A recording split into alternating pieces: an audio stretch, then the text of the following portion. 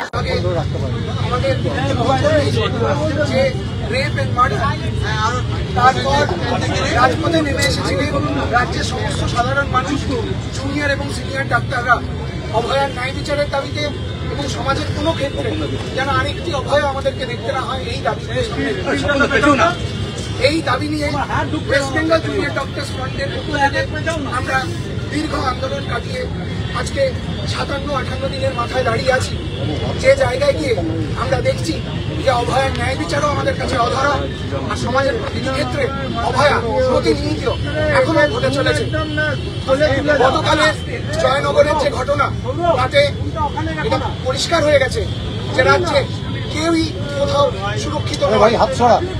এমতো অবস্থায় দাঁড়িয়ে আমরা রাজ্য সরকারের কাছে যে আমাদের দাবিগুলি করেছিলাম, সেই দাবিগুলির মধ্যে প্রত্যেকটি দাবি ভয়ের রাজনীতি, যাতে সমাজের সমস্ত ক্ষেত্র, স্বাস্থ্যক্ষেত্র সহ সেখান থেকে যাতে ভয়ের রাজনীতি সরে যায়, ভবিষ্যতে যেন এই দিন আর দেখতে না হয়, সেই দাবিগুলো সামনে নিয়ে আমরা এগিয়েছিলাম। আমরা আরো এগিয়েছিলাম সেই সমস্ত দাবি নিয়ে যেখানে ডাক্তারদের এবং পুলিশ সুরক্ষা হাসপাতালে সুনিশ্চিত করার জন্য যে স্বাস্থ্য পরিকাঠামোর দরকার, যে জনস্বাস্থ্যের প্রশ্ন এখানে সামনে এগিয়ে আছে, সেই প্রশ্নগুলির কিছু ফান্ডামেন্টাল দাবি নিয়ে, কিছু মৌলিক দাবি নিয়ে আমরা আজ এতদিন আন্দোলনে আছি। এবং সর্বোপরি এবং সবার ওপরে অভয়ার ন্যায় বিচার, সবকটি আজকে আমাদের কাছে অধরা। যখন সিবিআই এর কাছে এই ঘটনার তদন্ত করে দেওয়া হয়েছিল, তারপর থেকে আমরা বারবার জানিয়েছি যে সিবিআই এর তদন্ত প্রক্রিয়ার প্রতি আমাদের আস্থা আছে। আজকে আমরা দর্থহীন ভাষায় জানিয়ে দিতে চাই যে সিবিআই এর এই তদন্ত প্রক্রিয়ার উপর আমাদের সম্পূর্ণ অনাস্থা আছে। যখন তারা লোয়ার কোর্টে, যেখানে অভয়ার ন্যায় বিচারে যে আলোচনা চলছে, সেখানে সিবিআই প্রতি পদে যে ঘটনাগুলি ঘটিয়ে চলেছে, তাতে আমাদের কাছে বেশ কিছু প্রশ্ন উঠে আসছে যে তদন্ত ঠিক কোন গতি প্রকৃতিতে চলছে। এই জায়গায় দাঁড়িয়ে আমরা রাজ্য সরকারের কাছে আমাদের যে দাবিগুলি, সেগুলি সামনে রেখে গতকাল এখানে জমায়েত করি। সেই জমায়েতের আগে আপনারা সবাই জানেন যে আমাদের জুনিয়র ডাক্তারদের উপর মারধর করা হয়, আমাদের এই মঞ্চ মানতে দেওয়া হয়নি। এখনো অব্দি আমাদের কাছে কন্টিনিউয়াস থ্রেট আসছে যে আমরা এখানে বসতে পারবো না। যে থ্রেট কালচারের বিরোধিতায় আমরা রাস্তায় নেমে এসেছি, রাস্তায় নেমে সেই থ্রেট কালচারই আমাদেরকে কন্টিনিউয়াস ফেস করতে হচ্ছে।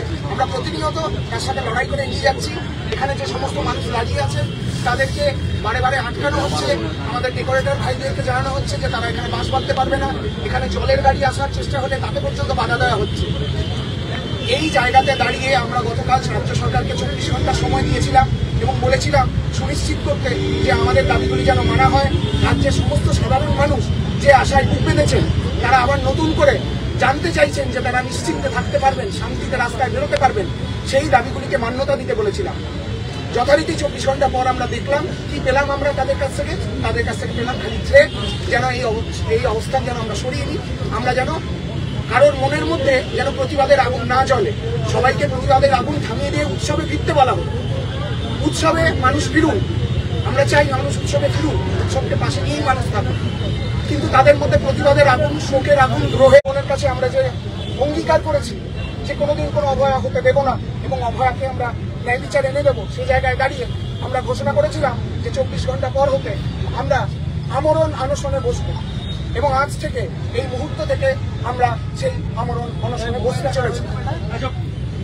আমাদের আশা, এরপর আমরা যখন নিজে হাতে খাবার তুলে নেব, নিজের মুখে যখন নিজে হাতে খাবার তুলে নেব, তখন সমাজের প্রতিটি ক্ষেত্রে ভয়ের রাজনীতি নিয়ে মানুষ সোচ্চার হবেন। জনস্বাস্থ্যের প্রশ্নে প্রতিটি রুগী পরিজন, রাজ্যের সাধারণ মানুষ মৌলিক প্রশ্নগুলি করবেন যে হাসপাতালে যখন কোনো রুগী বেড পায় না, যখন সে আইসিইউ বেড পায় না, সে যখন সেই চিকিৎসাগুলো পায় না, সেগুলোর জন্য আসল দায়ী কারা? এই প্রশ্নগুলি মানুষ এই আমাদের অনশনের মধ্যে দিয়ে বুঝবেন এবং তারা জানবেন এবং তারা এই প্রশ্নগুলো প্রত্যেকে নিজের ঘরে ঘরে, পাড়ায় পাড়ায় ছড়িয়ে দেবেন। যতদিন না তারা এটা করছেন এবং আমাদের দাবিগুলো পূরণ হচ্ছে, ততদিন অবধি আমরা চিকিৎসা পরিষেবা ফেরত দেব। যেরকম আমরা বলেছিলাম যে গতকাল থেকে আমরা আমাদের সম্পূর্ণ কর্মবিরতি তুলে নিচ্ছি এবং হাসপাতালে কাজে ফিরছি, কাজে আমরা ফিরছি, কিন্তু খাবার আমরা খাবো।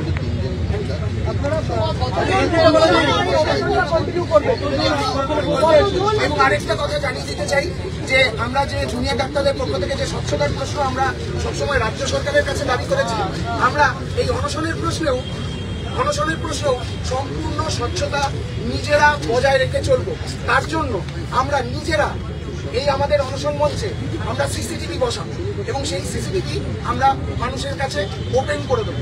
তারা দেখবেন যে আমরা বসে আছি, আমরা গান করছি, আমরা কথা বলছি, সাধারণ মানুষ আমাদের পাশে এসে দাঁড়াচ্ছেন, এটি আমরা জনসমক্ষে তুলে ধরবো।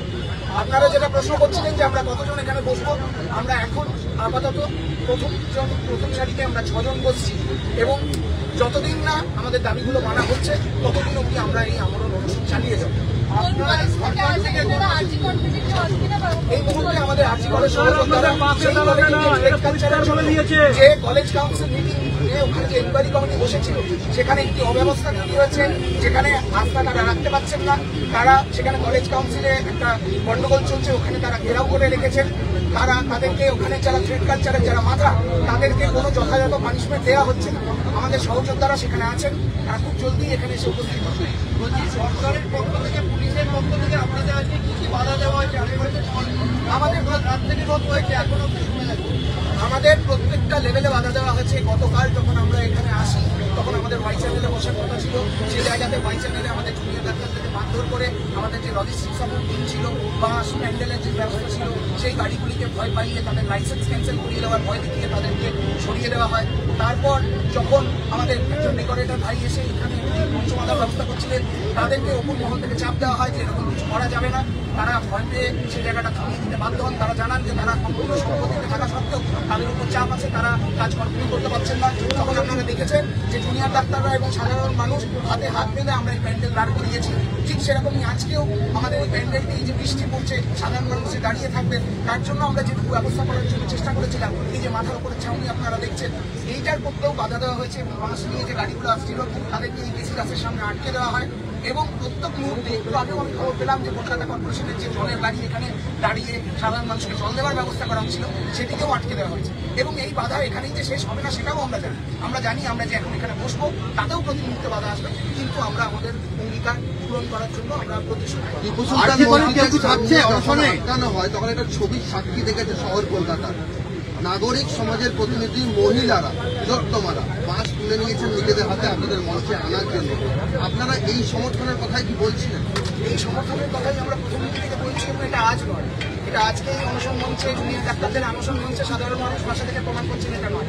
এর প্রমাণ আমরা লালবাজার অভিযানে দেখেছি, এর প্রমাণ আমরা শাস্তিভবন অভিযানে দেখেছি, এর প্রমাণ আমরা রিক্লেম দ্য লাইটে দেখেছি, যেখানে হাজার হাজার মহিলা নেমে এসেছিলেন রাস্তায়। এবং আমরা পুরো রাজ্যে বিভিন্ন জায়গায় মানুষ যেভাবে প্রচারের পথে নেমেছেন তাতেই প্রমাণ হয়ে যায় যে এই দাবি কতটা সাধারণ মানুষের মনের কথা, কতটা ন্যায্য দাবি। তো আজকের এই ঘটনা আমাদের অবশ্যই নতুন করে জোর জোগাড়, কিন্তু এই জোর আমরা প্রথম দিন থেকে পেয়ে আসছি বলে এর আগে বহু জুনিয়র ডাক্তার আন্দোলন ঘটেছে, কোনো আন্দোলনেই কখনো আমরা এরকম সাধারণ মানুষের সারা দেখিনি। আজকে কি আমরা বুঝতে পারছি যে এই আন্দোলন খালি জুনিয়র ডাক্তার বা সিনিয়র ডাক্তার বা খালি ডাক্তার বা খালি স্বাস্থ্যকর্মীদের আন্দোলন নয়। এই যে মানুষদের কথা আমরা বললাম, এটা প্রত্যেকে নাগরিক এবং প্রত্যেকটি সাধারণ মানুষও সেই নাগরিক সমাজের পান। তারা প্রত্যেকে যখন পাশে এসে দাঁড়াচ্ছে তখন এই লড়াই আমরা জিতবো। আপনারা অনশনটা তুলবেন, আপনারা যদি কোন পয়েন্টে কি কি দাবি, দুটো পয়েন্টে আমরা অনশন তুলবো যতক্ষণ আমাদের দাবি পূরণ হচ্ছে বা আমাদের কারা অনশন করছেন, প্রাথমিকভাবে কারা অনশন করছেন পরিচয়? আচ্ছা, যে 6 জন আপনারা অনশন করবেন তারা কি ডিউটিতে থেকে অনশন করবেন নাকি এখানে বসেই? যারা অনশন করবেন তাদেরকে কারণ তারা সেই তারা ছাড়া বাকি যে জুনিয়র ডাক্তাররা যারা আমাদের আশেপাশে থাকবেন, সাপোর্ট সিস্টেম হিসেবে থাকবেন, তারা রোটেশন হিসেবে ডিউটি করবেন। এছাড়া আমাদের যে বৃহত্তর যে জুনিয়র ডাক্তার সমাজ তারা অলরেডি কাজে ফিরে গেছেন। গতকাল থেকেই আপনারা দেখেছেন যে তারা সম্পূর্ণভাবে কাজে যোগ দিয়েছেন, বিভিন্ন জায়গায় বিভিন্ন ভিডিও ছড়িয়ে পড়েছে, তো তারা সেইভাবে নিয়ে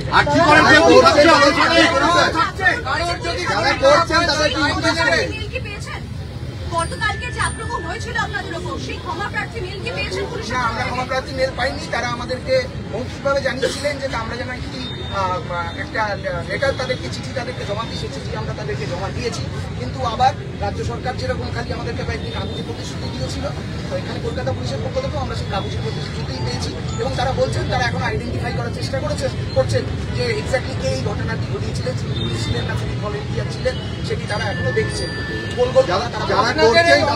কারো শরীর খারাপ হলে দায় কে নেবে? কারণ আমরণ অনশন করছেন, কারোর শরীর খারাপ হলে দায় কাদের উপর দেবেন? যারা এই দাবি নিয়ে যারা এই দাবি নিয়ে অনশনে বসছেন তারা প্রত্যেকে ডিটারমাইন, তারা জানেন যে তারা ন্যায্য দাবি নিয়ে মাঠে নেমেছেন, তারা প্রত্যেকে নিজের ব্যাপারে পুরোপুরি কনফিডেন্ট। এরপরেও যদি কোনো আমাদের দায় মিটতে যদি দেরি হয় এবং তার জন্য যদি কারোর কোনো অসুবিধা ঘটে তাহলে অবশ্যই তার দায় রাজ্য সরকারকেই নিতে হবে এবং যারা মানছে না আমাদের দাবিগুলো তাদেরকেই নিতে হবে। যারা অনশন করছেন তাদের নাম পরিচয় যদি একটু সামনে আমরা জানি আজকের থেকে কি কেউ থাকছে? আমরা খুব জলদি জানিয়ে দেবো। বলুন। প্রথম যে 6 জন করছেন তাদের মধ্যে একেবারে কেউ নেই। মেডিকেল কলেজ হয়েছে এটা আমরা খুব জলদি আপনাদেরকে জানিয়ে দেবো। আচ্ছা, আর সিসি ক্যামেরার কথা আপনারা বললেন যে আপনারা সিসি ক্যামেরা বসাবেন, সেটা কেন জানেন? কারণ আমরা নিজেরা যে স্বচ্ছতার দাবি রেখেছিলাম সেই স্বচ্ছতার দাবি আমরা মানুষকে দেখিয়ে দিতে চাই যে অনশনের ব্যাপারে আমরা যে কতটা আমরা আমাদের দাবিগুলো পূরণ করার ব্যাপারে কতটা দৃঢ় প্রকল্প সেইটা আরো সবার সামনে চোখে আঙুল দিয়ে দেখিয়ে দেওয়ার জন্য আমরা এই ব্যবস্থা করেছি। আপনারা যেদিন এই সিদ্ধান্ত নিলেন এই যে অনশন শুরু করছেন, সেই দিন ন্যায় বিচারের দাবিতে আপনারা অনশন করছেন, সেদিন সারা রাজ্যে দুর্নীতির ঘটনা সারা রাজ্যে সেখানেও আপনাদের আন্দোলনের কথা উঠে এসছে। কোথাও গিয়ে তারা মনে করেছেন যে আপনাদের আন্দোলনটাই রোল মডেল, সেটা বারবার তাদের কথাবার্তার মধ্যে ফুটে এসছে। কিভাবে দেখছেন এই বিষয়? আমরা কারো রোল মডেল হতে চাইনি। আমরা এই আন্দোলন সবার সাধারণ মানুষের আন্দোলন, সাধারণ মানুষের এই যে রাগ, এই যে ক্ষোভ, সেটা যে এখন পুঞ্জীভূত আকারে বিভিন্ন জায়গাতে বেরোচ্ছে, এটা রাজ্য সরকারের যে সার্বিক যে অকর্মণ্যতা তাকেই প্রমাণ করছে। সেই জায়গায় দাঁড়িয়ে যে জয়নগরের যে ঘটনা ঘটেছে সেটি অত্যন্ত দুঃখজনক এবং নক্কারজনক একটি ঘটনা। আমাদের পূর্ণ স্বীকৃতি তাদের সাথে আছে এবং আমাদের পক্ষ থেকেও একজন প্রতিনিধি দল তার সেখানে দেখা করবেন, তাদের সাথে কথা বলবেন। সেটা কি কবে কোনো দিন আপনাদেরকে জানিয়ে দেওয়া হবে। আপনি একটু এই জায়গায় চলে আসেন। 9 अगस्त जो है 9 अगस्त उस दिन हमारी जो बहन है, जो हमारी को वर्कर है, उनको बहुत ही लाचार अवस्था में उनका रेप बलात्कार हुआ था, फिर उनका कत्ल कर दिया गया था। लाचार अवस्था क्यों? जो भी हम लोग बोल रहे हैं यहाँ पे, जो भी 5 दफा डिमांड कर रहे हैं हम, उन सब का जो भी जिम्मेदार है उसके खिलाफ वो आवाज उठाने वाली थी। वो जो एनवायरमेंट क्रिएट हुआ था उसी की वजह से उनका मुंह बंद कर दिया गया था। उनका जो भी ये मोटिव है अभी तक सीबीआई सामने नहीं ला पाया है। हम सब जो यहाँ पे इस मंच में खड़े हैं वो सब तेज दिनों से अपना आवाज बुलंद करके बार बार से एक ही डिमांड, एक ही मांग रख रही है कि अभया जिनका प्राण जा चुका है उनका एटलीस्ट जस्टिस मिले और मुझे एक और बहन को ना देखना पड़े कि वो भी इसी तरह बलात्कार या खून का शिकार हो। इसके लिए ही हम लोगों ने कल 24 घंटे का मोहलत दिया था राज्य सरकार को। 58-59 डे को आके भी अगर हमको 24 घंटे का मोहलत देना पड़ रहा है, वो एक तरफ से बहुत ही दुखद घटना है। उसके बाद हमने ये बोला था कि हम लोग सब जितने भी हम जूनियर डॉक्टर्स हैं सीज वर्क में थे, हम सब अपने जितने भी हमारे साथ यहाँ पे इस युद्ध में जो खड़े हुए, जो पब्लिक है, उनके बारे में मद्देनजर रखते हुए हम सब सीजवा को रद्द करते हुए काम पे वापस जाएंगे, ड्यूटी करेंगे। लेकिन आंदोलन कभी खत्म नहीं हो सकता, न ही खत्म हुआ है। इसी आंदोलन का बुलंद करते हुए, दमन करते हुए हम रखना चाहता था दावी कि हमारा यहाँ पे आमरण अनशन यानी कि हंगर स्ट्राइक हम लोग अभी से इसी वक्त से हम लोग स्टार्ट करने वाले हैं और इस बात को वापस से मद्देनजर रखा जाए कि हमारी मांगे सिर्फ और सिर्फ 2 ही है।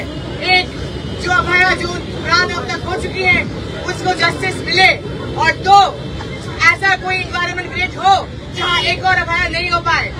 इसी बात का बुलंद करते हुए हम लोग जब अपने अनशन के लिए यहाँ पे प्रोटेस्ट साइट पे आए, यहाँ पे कोलकाता पुलिस ने हमें और हमारे सहकर्मियों को बहुत सारी बाधाएं सृष्टि करने की कोशिश की है।